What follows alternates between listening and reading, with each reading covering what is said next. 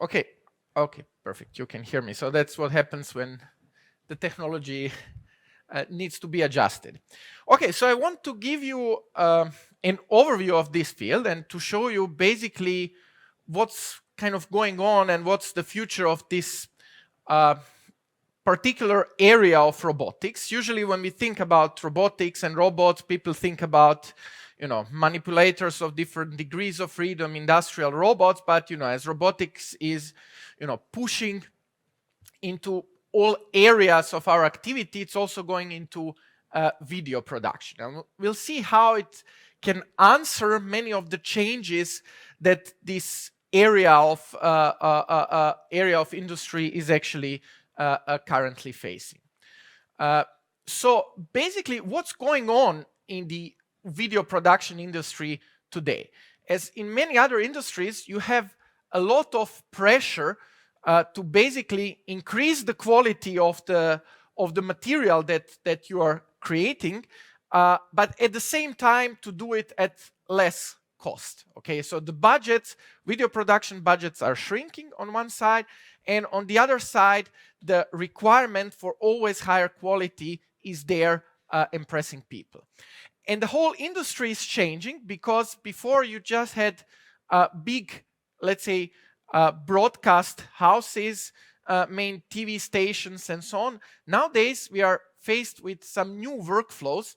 So basically, we're faced with streaming platforms that have become very popular.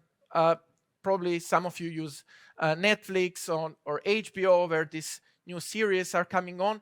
But also this type of streaming is becoming more present in other fields as well. For example, the latest trend is if you take radio stations, which slowly started to die out because people are no more listening to the radios or only when they're driving their cars. But now radio stations are becoming sort of small TV studios. So they tend to put like PTZ cameras and then stream their program to YouTube or some other platform. So basically, you have radio, which is somehow also transforming into some sort of streaming television. Basically, this means, and this is something we witnessed during the pandemic, that the amount of the video material or of the material created has exploded, okay? Because people were looking for this, and the platforms enable to stream this very easily.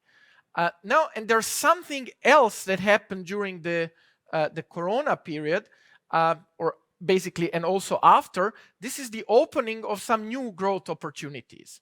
So events like this, hybrid events that we call them, that you can be present or follow online, have become a new standard. But if you want to follow something online, then you won't be happy with an experience where you watch it through something that was shot by a network camera, right? So you need a good video production, basically, of an event like this if someone is going to have a good experience watching it online. Online lectures is something that also appeared, and Scandinavian countries are leading this because they say, okay, we want to provide hybrid lectures, but then we don't want our students to fall asleep watching a professor just sitting at a single place, shot with a web camera. So what they're doing is basically they're making fully professional broadcasting of these lectures. So all of this tells you that there's more need for the work in let's say professional video creation or professional broadcast, but unlike a big state-run televisions which have huge budgets, everything else is always optimizing on money. So there's monetary pressure to basically optimize somehow this industry. Well, usually when you want to optimize, you somehow need to reduce the number of people because this is generating most of the cost. And nowadays, you just are faced with the lack of competent people to start with. So one of the answers to this problem is full automation of camera work. Okay, and this is the topic of my talk. So I want to show you where we are today and where we are heading. So basically, you can view full automation in kind of two different settings. First one is more traditional and is something that is, let's say, more applied nowadays. And this is the multi-camera operation. So what does this mean? In a standard setting, in a TV studio, you would have several cameras, and then you would have a cameraman standing behind each of the cameras and operating the cameras. You would have a director who is basically telling the cameraman what to do. They would have an ear set like this, and they would follow the commands from the director, and that's it. So now, with this multi-camera operation, instead of several operators that are standing behind the cameras, you have cameras in the studio, and you can have operator maybe on some other location controlling several cameras. In practice shows that a good trained operator can operate 5, even 7 cameras if it's not a very dynamic show. So basically with this, you reduce the number of operators and you allow this operator to be even more creative, okay? Because you can, as we'll see later on, you can get some additional moves that was not easy to get when he's just standing behind the camera. Then there's a next step that I think we're heading to, that's full automation. Okay, and the idea behind the full automation is to totally be operated without a human operator. So what does this mean? That basically a software or artificial intelligence takes the role of a cameraman. Okay, and so basically if you want to follow the talent or follow a sportsman in some show, you won't have an operator, but the software would basically, based on the image analysis, give the references to the robot, and the robot would follow it directly. Now, what's kind of preventing a high proliferation of this type of automation solution is the hardware that we have. So basically, how you implement all of this, you use production robotics. Okay, so these are robots that can manipulate your camera in punt and tilt axis, so 2 axes, or can lift it up and down, maybe even drive it on some rails or on a floor, or even drive it on from a ceiling. The problem with this type of robotics is that, you know, it was created, or most of it was designed in a period, you know, where the main problem was that the cameras were heavy. So you needed something to help you manipulate the camera. And with this idea, then the development continued, but the needs for this type of automation are fully different. So you need to be on IP, you need to have different rates. Another problem is that this robotics is extremely expensive. So if you want advanced robotics, it can only be it's only affordable by big TV studios or big production companies. So if we are talking about hybrid events like this, it becomes not reasonable to use production robotics anymore. So basically, the robotics have been designed for single operator, very expensive, and so as it is, it's kind of jamming the process of full automation in production robotics. So that's why different robotic solutions are needed, and these are kind of the traits that a proper production robotic solution needs to have in order to enable proliferation of full automation. The devices need to be intelligent. What does it mean? You have to have a computer inside, okay? Because you need to be able to implement many features locally on the robot itself. So you need to have computer power, and you need to be able to give feedback back to whatever entity is controlling the device. Feedback means to give feedback on the position, on the velocity, maybe even on the currents in the motors, such that if you have some advanced artificial intelligence algorithm which is controlling all of this, it needs feedback from the device. Most of the devices that were used in the past didn't have any feedback. So it's just a joystick and you say, go forward, go backwards, and that's it. With that, you cannot implement anything smart. Then the way to reduce the cost is basically to use smart electronics and algorithms in order to replace expensive mechanical parts that wear off. So what's the trick here? So basically the requirement from this type of robots is very smooth motion. So you can imagine you put a camera of 20 kilos with a large lens, you zoom a lot, and if you just touch this lens in the image, you'll see something like this. So you need to have extremely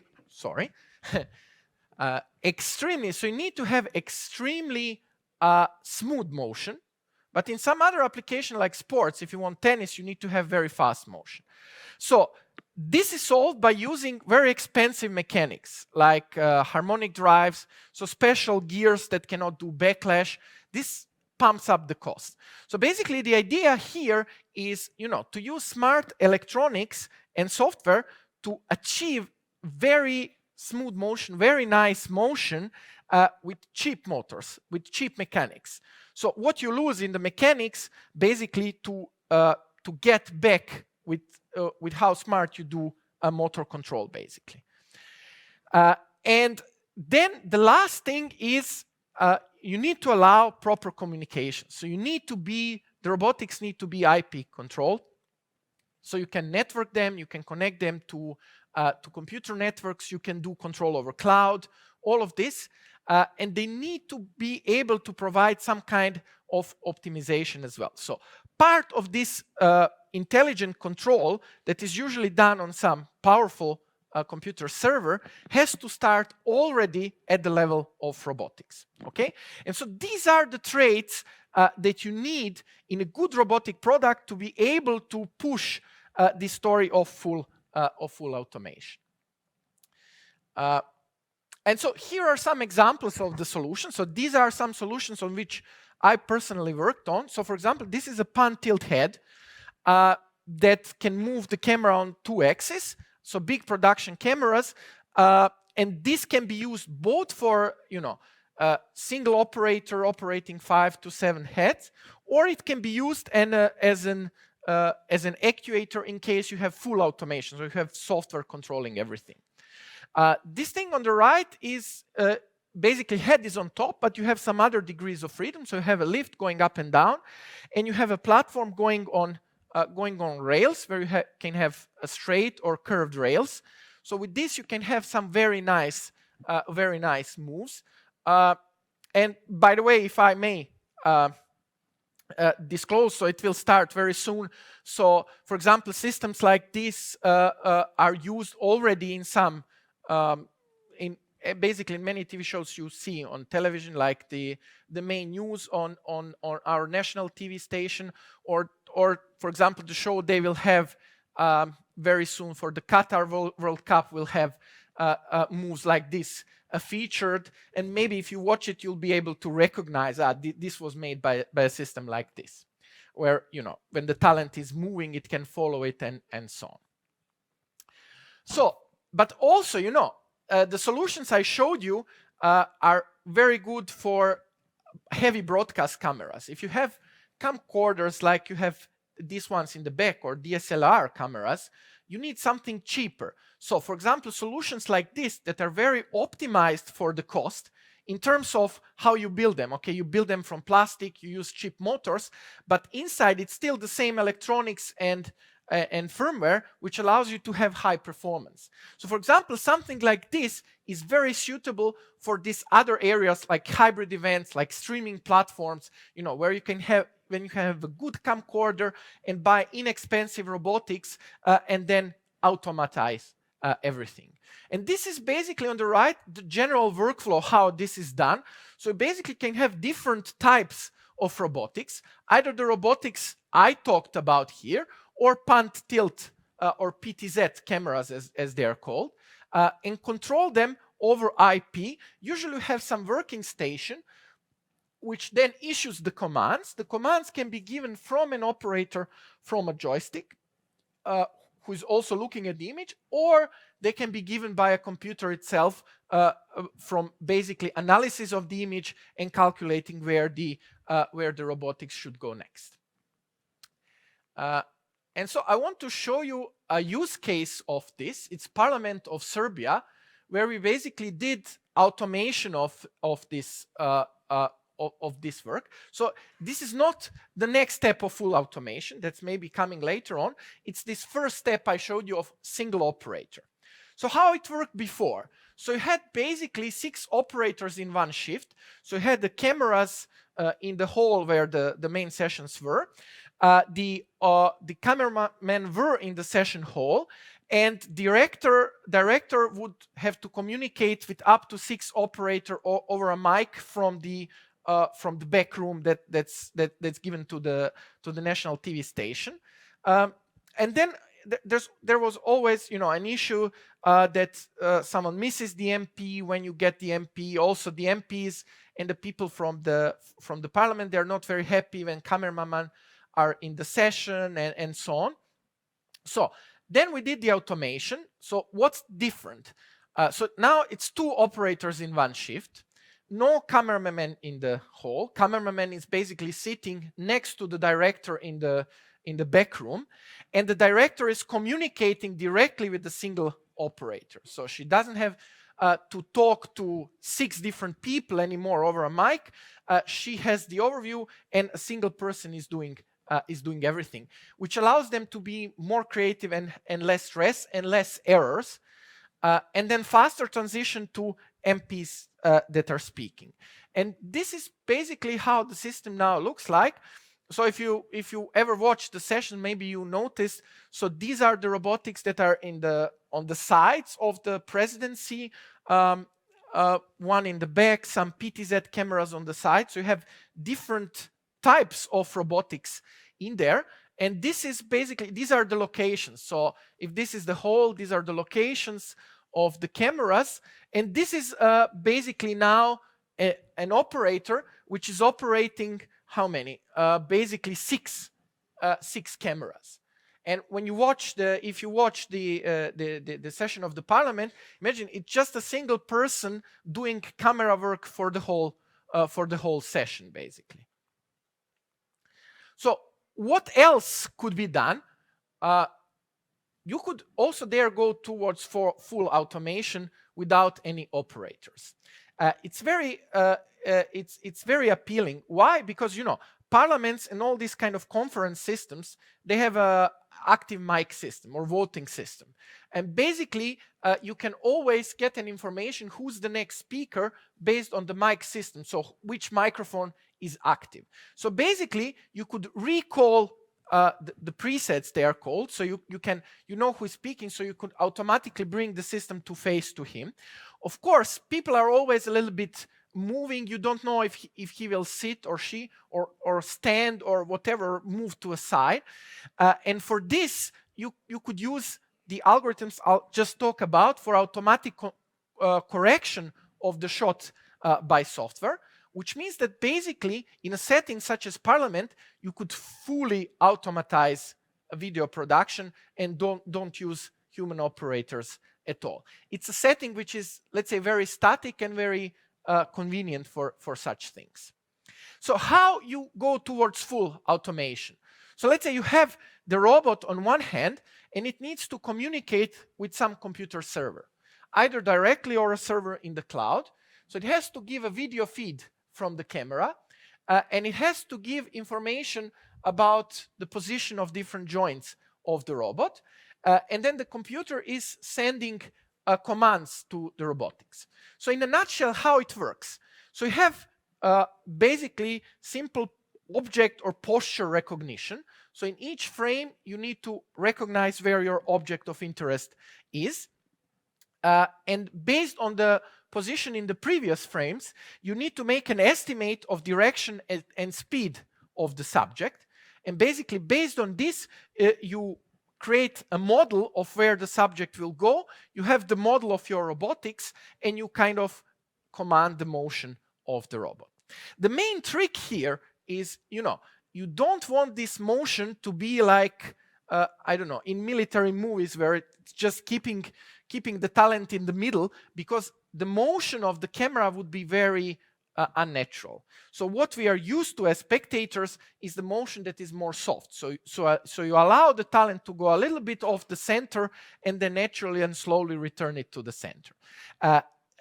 And basically, there are algorithms which do this. You need to set some sensitivity and so on, but you can very, very well with this system mimics what a good or very good cameraman would normally do, such that people who are very versed in this, when they look at the footage, they cannot recognize it if it was a human operator or if it was done by a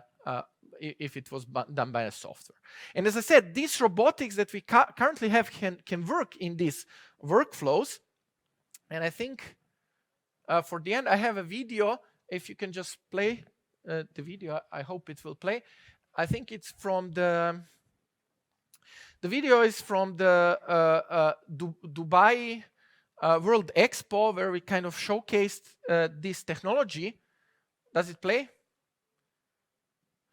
Let me. Okay, I'll describe it then. Okay. So yes, so basically, we had there, even in a very, let's say, uncontrolled environment, the visitors could come and they could be the talent, and the system would perfectly follow them. Technology like this works very well in the parliament, works very well in a TV studio, works very well in university or conference like this, where everyone is sitting, I'm the only one who's moving, and it can nicely follow me. Once you go to, and believe me, this is always the case, once you go to shows, once you go to presentation, the first thing people try to do with this system is to fool it, okay? So they make conclusions, they try to go down, up very fast, things like this. And of course, the system, if it's good, won't fail so often, but you can always make it to fail. But in the parliament, it won't fail because the situation is very controlled. If you're doing production of a sport event, tennis players, everything is okay, they can move unpredictably, but you don't have occlusions. The main problem for this technology is occlusion. So once you lose the object of your tracking, it can be hard to quickly follow it back. But what people then use, and this is a common thing in broadcast, when there is a mistake, you go to the wide or safe shot, and then you somehow recover from safe shot, and maybe the spectators don't even notice it at all. So this is basically what's going on with video production, and how techniques from robotics are being tailored to this specific type niche industry, and how specific techniques for machine learning are then used to fully automatize this branch of robotics. So what are the take-home messages? So basically, video production is rapidly changing, and it seems that the full automation is needed in order to propel this industry further. But in order to do so, we need new robot designs, and this means robots specifically designed with automation in mind. Because if you remember what I said, the problem is if you just have some robot which was designed to manipulate heavy cameras, and they never thought about automation when they designed it, then you have problems to make good automation. But if you design robot with the very vision to do automation with it, then you can really create miracles. And you need good quality robots. They give great opportunities for software companies to basically develop their own tracking solution. And this is something we are now doing, for example, with our robot. In the industry, they tend to be very closed with their communication interfaces and everything, because if you're using one company camera, they want you to use all the ecosystem from them, and they're preventing to mix. So what we are doing now is basically saying, okay, our communication protocol will be public. So if you are a designer, if you're a software company and you want to create your own software for tracking, you can do this by using our protocol. And these systems can save a lot of money and improve production quality significantly. Okay. With this, I would like to thank you for your attention and take any possible questions. Thank you.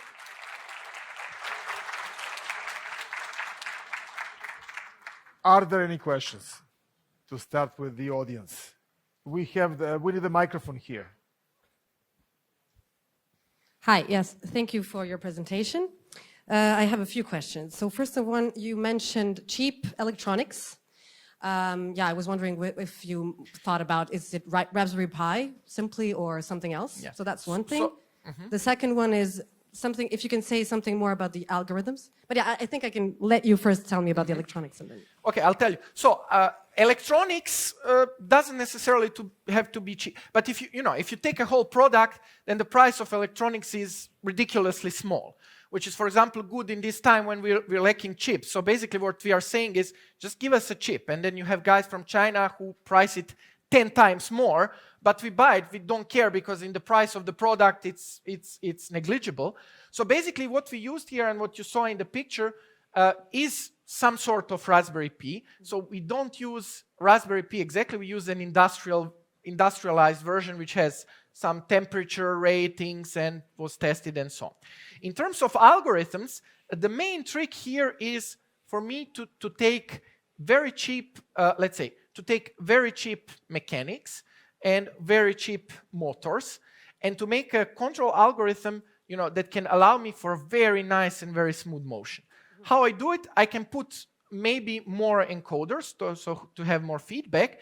And basically the main trick there is to split your space of speeds that you're doing into many small portions and to apply a different control algorithm to every different space. So for example, the robot that you saw, this head, it can move from, let's say, a full circle in 2 days to full circle in 2 seconds. And all these speeds are kind of, production quality. So you can put it in the video stream. So imagine this broad range, but inside we have like 10 different controllers for 10 different zones. But you mentioned some prediction models, actually. I was more interested in those algorithms. So in terms of prediction models, they're essentially at the end very simple models. So they're saying how your talent can move. So if I'm moving constantly, then you can assume I'll keep moving with a constant speed. If I'm accelerating, you assume that I'll keep on accelerating like this. And then when I deaccelerate, because it turns out the cameramen work very similarly. So if you're moving constantly, he'll track you with the constant velocity. If you're accelerating, he'll accelerate with you. But so you're using like some probabilistic model, maybe it's not. It's fully deterministic. So I'm just saying, okay, what he did before, he'll keep on doing. Okay, thank you. Can you do sports? Yes, you can do sports as well. So there, for example, you need higher speeds. So tennis, football less, but maybe ice skating, hockey, all these kind of things.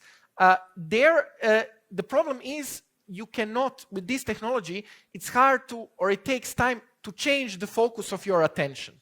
So basically, if you're doing sports, individual sports are very good, like tennis, because you can put 2 systems and track 2 players, and that's it, maybe from different sides. If you want to do football, 11 players, you can track the ball. It's more involved, let's say more complicated.